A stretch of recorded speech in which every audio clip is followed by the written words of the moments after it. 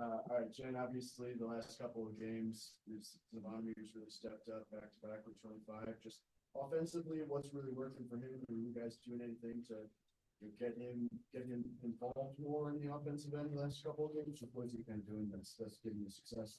Well, first I want to apologize for Coach not being here. I know you guys probably wanted Gladys Knight. You got one of the pips. So I'm happy to step in for Gladys tonight. But no, Z, we're taking advantage of his skill set. Z is a unique individual in terms of his size, his skill, and his ability at 7'2" and able to play on the inside, outside. He's probably one of the better three-point shooters in the country, definitely in our league. So Coach is doing a good job of utilizing his skill set. And the one person that is more simpler in terms of schematics, defensive schematics, is a pick and pop 4, pick and pop 5. You can pretty much get a shot for that guy when you want to get a shot for that guy, because typical normal 5 men aren't used to guarding some of those actions that we put Z in. And so you can kind of find a way to get a shot for someone with Z's skill set. With him and his size and his ability to shoot the three or be an effective passer, wherever he is on the floor, just how much of it, I mean, how many different options does he give you just on the offensive end, and how effective is, or how important is it to? He obviously can score on all 3 levels. And for me, I was so excited and happy for Z that he didn't just love the 3. He liked the 3 some tonight, and he loved the rim as well, right? So whenever Z can play outside, made threes, and he did rim run, he caught some passes, he dunked, and caught some rolls at the rim, and instead of just popping every time, makes him a dual threat, and that. In terms of what we're trying to do offensively, it gives us that look on both him rolling to the rim, him picking and popping. Now you're at a disadvantage because you don't know if he's rolling, you don't know if he's popping. If you want to twirl a guard on him, and then we throwing it inside, and it's like, oh, that's tough. That's a tough matchup for a lot of teams. Yeah, Z kind of touched on it when he spoke with us about you guys maybe anticipating that the switching was coming off the pick and pop. I mean, was that something from LSU or just natural scouting? When he starts hitting threes, teams are going to switch that. A little bit of natural scouting, but also Z played 7 minutes the game that we played them up at LSU. And in those 7 minutes, they twirled them every single time. So we kind of had a heads up on the fact of how they tried to guard them the first time we guarded them. But, I mean, a lot of teams will try to do that because when you're pick and pop big, then you want to take away that strength and make it a weakness by twirling and switching and so on and so forth. So we feel like a lot of teams are going to try to do that. And so we try to work on how to plan against when teams want to twirl on Z. The next step will be figuring out the guy that he's setting the screen for, like some layers to that. I mean, what's like kind of the next step as teams kind of maybe continue to adjust with Z's good play? How do you kind of try and maximize him moving forward the rest of the year?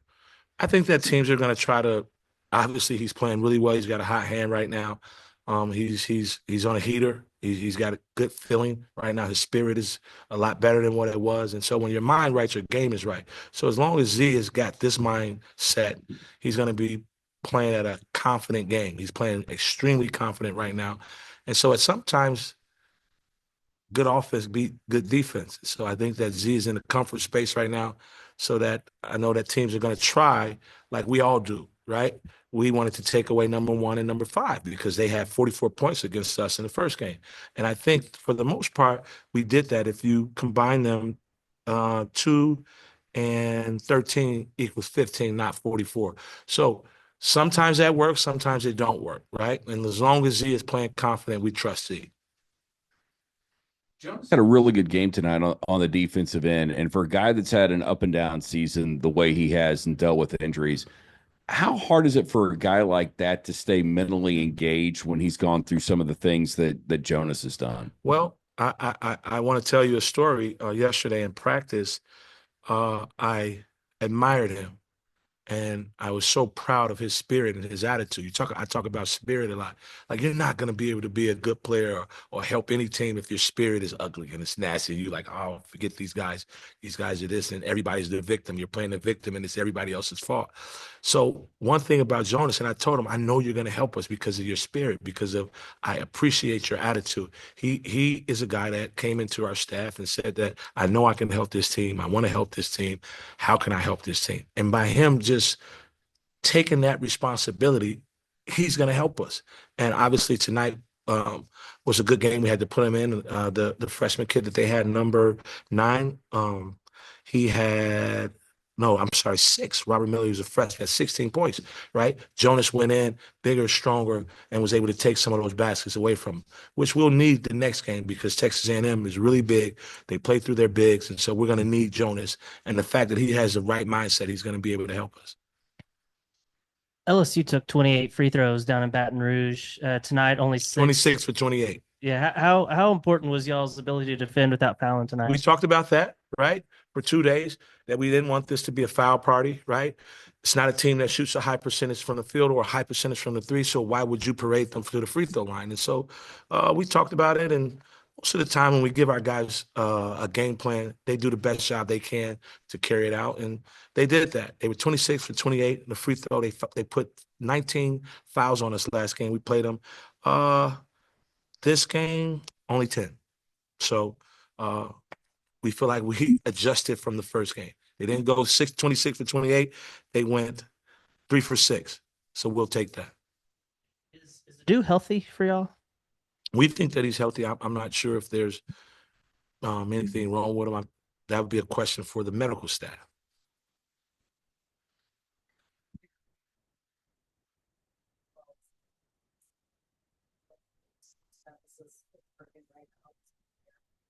I think that DJ is playing well. He's our primary ball handler right now, and Billy Richmond is doing an unbelievable job. He changed the game so that you guys know. Billy Richmond, his energy, his effort, everything he did in this game is what changed this game and gave us the opportunity to win. It was Billy Richmond impact on this game. He had an unbelievable imprint on this game. I'm so proud of our freshman guard, Billy Richmond. But he's been doing well. I think that for us to do what we're trying to do in this season, we're going to need for DJ to lead us. And he's our leader, and we trust DJ, and he's playing well.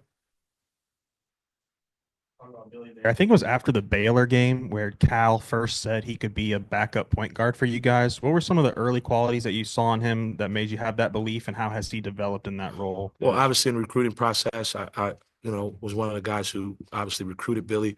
So he played point guard in his high school team.